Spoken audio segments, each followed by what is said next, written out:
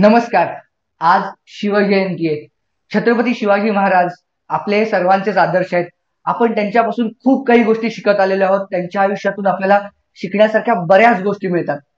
एक जेई किंवा नीट परीक्षेचा ऍस्पायरंट म्हणून आपण त्यांच्यापासून काय शिकू शकतो आणि आपण आपल्या यशापर्यंत कसे पोहोचू शकतो जाणून घेऊया या छोट्याशा व्हिडिओमध्ये. छत्रपती शिवाजी महाराजांना कायमच मुघल, आदिलशाही अशा नंबरनी खूप मोठ्या असलेल्या शत्रूंबरोबर कायम तोंड द्यावं लागलं. तुम्हाला सगळ्यांना माहितीच आहे, आपल्या महाराजांकडे अत्यंत मोजके मावळे होते. तर त्यांनी एक नवीन टेक्निक सुरू केली, ज्यांनी त्याची युद्धाची टेक्निक सुरू केली, ज्याला आपण आज म्हणतो गनिमी कामा, दॅट इज गोरिला वॉरफेअर, जे छत्रपती शिवाजी महाराजांनी सगळ्यात पहिल्यांदा सुरू केलं.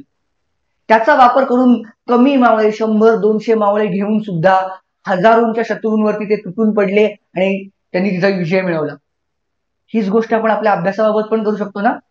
अभ्यास कितीही मोठा असू देत, त्याचे छोटे छोटे टार्गेट्स तयार केले, छोटे छोटे एम ठेवले, आजच्या दिवशी आज काय करायचंय, आता या वेळात काय करायचंय असं ठरवलं तर आपण पूर्ण अभ्यास नक्कीच वेळेत कंप्लीट करू शकतो.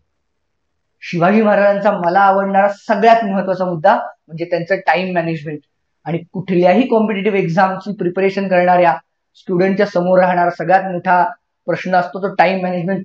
शिवाजी महाराजांनी आपल्याला ह्याच्याबद्दल खूप छान शिकवणूक दिली. योग्य वेळी योग्य कृती कन्सिस्टंटली करणं खूप गरजेचं आहे. याचं सगळ्यात छान उदाहरण म्हणजे शिवाजी महाराजांची पन्हाळ्यावरनं सिद्धी जवळच्या वेढ्यातून झालेली सुटका.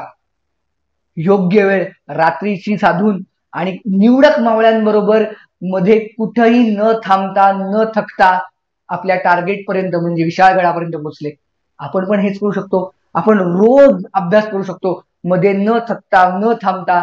एकच दिवस अभ्यास करायचा, एक दिवस नाही करायचा. वेळच्या वेळी टेस्ट देऊ शकतो, स्वतःचा आपण अनालिसिस करू शकतो आणि आपण आपल्या चुकांमधून स्वतःला इम्प्रूव्ह करू शकतो.